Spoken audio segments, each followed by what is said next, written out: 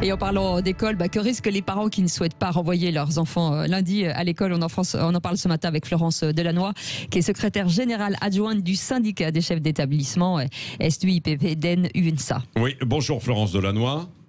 Bonjour. J'imagine que vous ne savez plus où donner de la tête là, parce que ça part un peu dans tous les sens. Les protocoles pour vous, ordre contre ordre, ça va? Tout est à peu près au point pour lundi ou pas?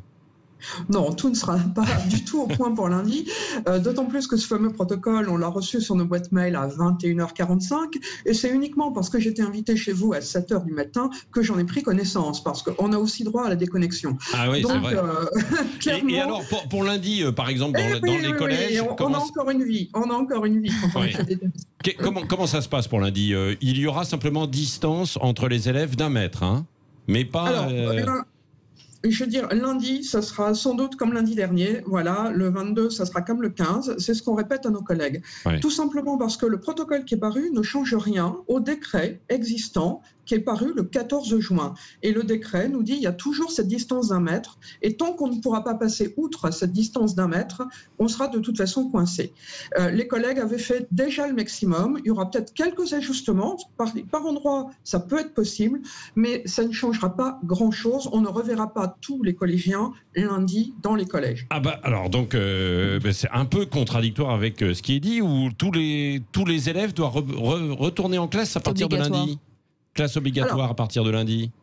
Oui, le président a bien dit que l'école était obligatoire, mais je dirais qu'elle est restée obligatoire depuis le début du confinement. L'enseignement se faisait à distance, l'enseignement se faisait en présentiel. L'école a toujours été obligatoire et actuellement, dans les collèges, on accueille quasiment 100% des élèves en rotation, certes, pour respecter les mesures sanitaires. Donc oui, l'école est toujours obligatoire, il n'y a pas de souci là-dessus. Oui, d'accord. Bon, mais vous nous dites que donc lundi, tous les élèves ne pourront pas retourner en classe parce qu'il faudra, grosso modo, dans une classe de collège, là où il y a 30 élèves habituellement, mais il en faudra 15, quoi, qu'une quinzaine ou une vingtaine, quoi, pas plus. Voilà, on aura de toute façon toujours simplement une partie des élèves parce qu'on ne peut pas faire autrement. Alors, le nouveau protocole a été assorti de plans de salles de classe qui sont simplement hallucinants quand on est chef d'établissement, puisque certaines tables, par exemple, ne sont pas réversibles. Il y a des casiers, vous vous souvenez peut-être de votre enfant, on a fait ça, voilà. Donc, on ne peut pas s'asseoir face à face. On a des plans de sécurité et d'évacuation à respecter dans des salles de classe. Non, on ne va pas s'asseoir là-dessus. Ce sont des textes, ce sont des lois, ce sont des décrets. Et là, pour l'instant, on a un protocole qui essaye de nous faire croire qu'on va pouvoir tout changer. Non, ce n'est pas possible. Et là, les chefs d'établissement en collège sont juste exaspérés. Ah bah oui. Ils sont pas effrayés devant la complexité. On a l'habitude de gérer la complexité dans notre métier, mais là, c'est juste impossible. Donc, la plupart des collègues feront la même chose. Il reste 10 jours de cours. Les enjeux sont quasiment nuls.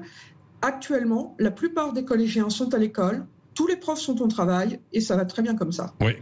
Si vous aviez Jean-Michel Blanquer, là en 30 secondes devant vous, qu'est-ce que vous lui diriez, Florence Delannoy?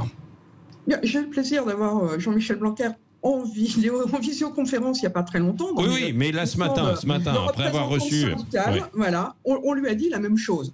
C'est-à-dire que tant qu'on a dans un décret qui est paru le 14 juin cette distance d'1 mètre, on ne pourra pas faire de miracle. Par contre... Donc il faudrait supprimer ce décret alors? Alors, ça, c'est le problème du gouvernement. Mais tant qu'il n'est pas supprimé, il existe. Par contre, on est mis... pour les parents d'élèves, en porte-à-faux. C'est clair que les parents d'élèves, eux, ne lisent pas les décrets. Ils écoutent la télé, ils écoutent la radio, ils écoutent le ministre, ils écoutent le président. Et nous, on est dans une position qui est absolument intenable parce qu'on a d'un côté des parents qui pensent qu'on va pouvoir accueillir tout le monde et de l'autre côté, une réalité sur le terrain qui fait qu'on ne pourra pas accueillir tout le monde. Merci beaucoup, Florence Delannoy. On va relayer ce que vous nous avez dit ce matin sur les réseaux sociaux et de nouveau le faire passer aussi au ministre. Merci et bon courage à vous, secrétaire générale adjointe du syndicat des chefs d'établissement. Merci d'avoir été avec nous ce matin sur Sud Radio. Restez avec nous. Dans un instant...